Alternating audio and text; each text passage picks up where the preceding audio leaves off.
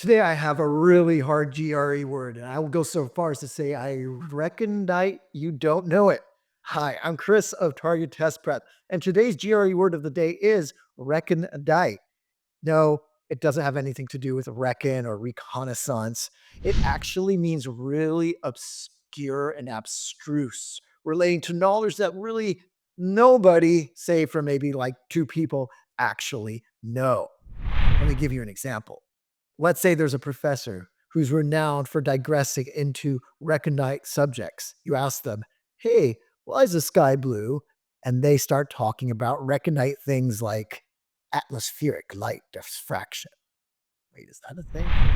Here's a more GRE style example. The literary critic's interpretation of the poem was so recondite that it contained more footnotes than actual text, with references ranging from ancient Sumerian customs to obscure Renaissance paintings. So you could see that's the thing about recondite. It has to deal with super specialized knowledge that very few people have any idea about.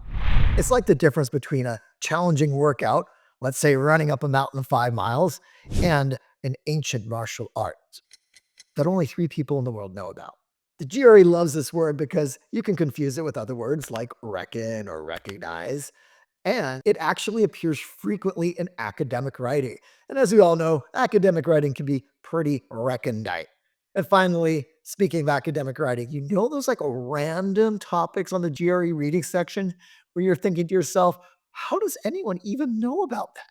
From now on, you could say, oh, it's just another recondite GRE passage. And one final fun fact I'm going to leave you with here. Recondite is such a hard GRE word in the sense that it's obscure. And if you think about it, therefore, recondite is recondite.